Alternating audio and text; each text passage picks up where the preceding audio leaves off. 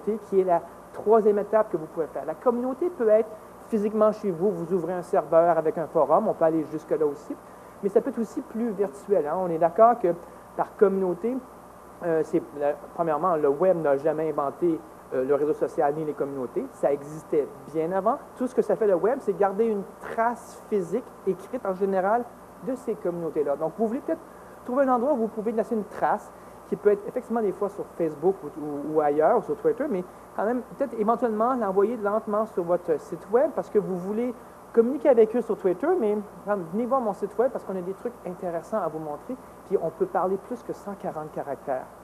Donc, vous créez votre communauté soit de zéro, soit vous vous intégrez à ce qui existe et vous vous arrangez pour que vos contenus puissent circuler facilement. Si vous faites juste bâtir un site web en disant « et j'espère qu'ils vont venir », bien, voyez-vous, vous n'êtes pas les seuls et la probabilité qu'ils viennent par hasard est très faible. Mais si on se connaît, si on a déjà comme pris une tasse de thé ensemble, il y a peut-être plus de chances de venir faire un tour chez vous. Et lentement, vous créez autour de vous, de votre site web, de votre contenu en ligne, de votre présence, ces avant-postes-là qui sont, je l'espère, pas votre présence exclusive. Moi, je pense qu'il vous faut un site au centre ou un lieu qui vous appartient au centre et vous les attrapez, ces gens-là, pour les attirer. C'est un peu comme avoir un kiosque dans un salon. Vous allez là où sont les gens pour qu'ils vous entendent. Vous allez bien dans la rue distribuer des tracts, par exemple.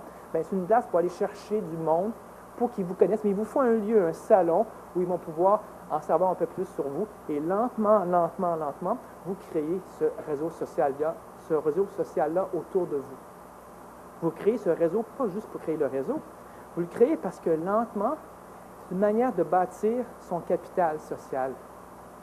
Le capital social permet ensuite de pouvoir leur demander de faire des actions éventuellement. Quand on est dans le même bateau et qu'on s'aime bien et tout, on peut demander à quelqu'un « Hey, as-tu 5 $? Hey, peux-tu me donner un coup de main? Peux-tu être bénévole? » Oui, parce qu'on se connaît. Moi, mes amis peuvent me demander n'importe quoi, je vais le faire pour eux. Mais un inconnu, beaucoup plus difficile. Bâtissez ce capital social-là, et après, les actions vont pouvoir venir. C'est ça que je vois, et je termine par 5 points que je vois qui sont les 5 impacts que le web, depuis 20 ans, a comme créé. Premièrement, vous pouvez maintenant créer et gérer votre capital social en ligne. Et devenir et rester visible devient une nécessité. Parce que je vous ai montré tout à l'heure que Google est devenu l'engin de recherche. Mais ce n'est pas juste un engin de recherche, c'est une manière de penser. Je veux, en quelques secondes, trouver une information. Je cherche un plombier ou je cherche où donner mon argent. C'est le même truc. Je cherche sur Google, et si je ne vous trouve pas, vous n'existez pas. Donc, vous êtes effectivement, un peu forcé à être visible. La visibilité que vous voulez donner, ce qui correspond à vous, mais vous devez être présent le plus possible. Deuxième impact que ça donne aussi, c'est que puisque tout le monde, on est rentré tous dans une forme de narration sociale, là, en disant, mais maintenant, effectivement, pour apprendre quelque chose, on va sur le web, bien, ça va être pareil pour tous les organismes. Pour savoir quoi faire, où aller, où est-ce que je vais investir, où est-ce que je vais donner, ou à quelle porte il faut que je cogne, bien, il y aura des sites qui vont émerger, qui ont déjà émergé, des sites agrégateurs, des groupes Facebook aussi, ou des mash-ups, des sites web qui vont échanger des données pour créer quelque chose de nouveau, qui vont nous dire un peu les tendances. Ce qui fait que vous pourrez peut-être dire, c'est bien d'investir là, ou c'est bien de cogner à ces portes-là, mais ça serait peut-être plus efficace si je pouvais cogner à ces portes-là ou investir ici. Et c'est des sites comme par exemple Gapminder qui vont vous donner qui regroupent eux des résultats à un seul endroit, qui est un peu le rêve de tout archiviste. C'est comme à un seul endroit, je peux trouver des datas sur ce qui se passe dans le monde. C'est dans le domaine de la philanthropie, c'est un peu comme avoir des yeux et des oreilles partout au même endroit. Bien, en rentrant sur un site de ce genre-là, vous pouvez savoir en disant, mais ouais, c'est vrai, il y a un problème là. Nous, on cherchait changer un peu notre mission, mais on voit les vrais besoins en 2008, en 2009. La tendance mène qu'en 2010, ça serait peut-être bien qu'on finance ceci ou qu'on aille voir des gens pour leur dire, pouvez-vous nous aider pour ce type de problème-là qui est en train d'émerger.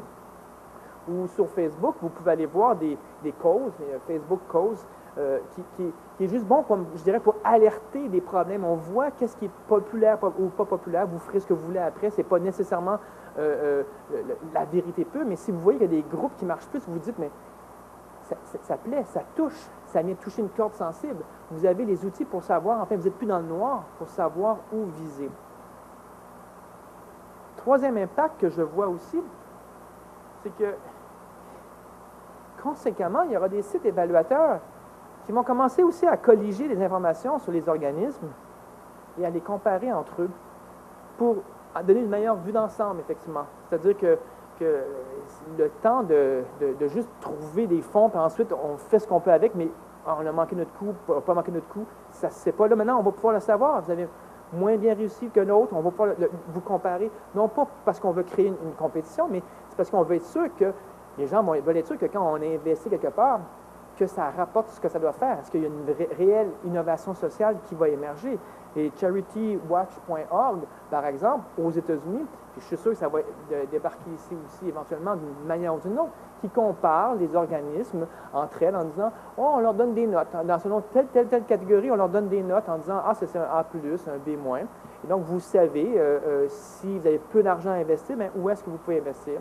Donc, c'est bon de savoir que là, je vous ai amené à vous ouvrir et à être très transparent sur le web, mais ça peut aussi jouer un peu, je dirais, à vous forcer un peu à vous montrer sur votre bonjour. Et encore là, la preuve est dans le pudding. Si vous êtes bon, vous serez donc bien comparé. Et il y a des sites actuellement qui sont en train d'être bâtis, qui vont justement commencer à chercher des datas et les comparer pour vous aider à trouver le meilleur endroit pour trouver ce que vous avez besoin. Quatrième impact que je vois, puis dans lequel on est rentré, c'est que, bon, là, peut-être qu'on sent un peu la pression d'être comparé, mais la comparaison amène l'innovation. C'est-à-dire qu'en rendant, et même vous serez un peu, je dirais, vous aimeriez même publier vos résultats, parce qu'en étant accessible, évidemment, vous prêtez flanc à la critique, mais vous êtes aussi, vous pouvez montrer, vous pourrez avoir une reconnaissance si vous montrez vos résultats. Vous serez jugé sur vos actes, puis il y aura une forme de sélection naturelle en disant, ben oui, effectivement, si des milliers d'yeux qui nous regardent, on va peut-être mieux faire et on va peut-être être plus encouragés pour faire les choses. Et l'innovation vient de là. L'innovation commence quand on peut se comparer aux autres. Il existe un site aux États-Unis qui s'appelle Glass Pockets qui aide justement les compagnies à être transparent, glace dans le sens de transparent, montrer les choses, ce qui est montrable, je veux dire, ce qui est faisable de montrer sur le web. Et donc, lentement, je pense qu'on va pouvoir se comparer et c'est bon pour tout le monde pour pouvoir savoir qu'est-ce qu'on peut faire tout le monde ensemble. Ce qui m'amène un peu, puisqu'on va tous le vivre ensemble, c'est que si Internet au début, l'image qu'on avait d'Internet au début était une grande bibliothèque, c'était vraiment même, je pense, cette photo-là pourrait représenter, à mon avis, Internet. Aujourd'hui, j'ai l'impression qu'on est arrivé à un moment où cette image va représenter plutôt l'inverse, l'incommunicabilité entre les documents. Quand je mettais un livre, quand on met un livre à la bibliothèque, il ne sait pas quel est le livre qui se trouve juste à côté.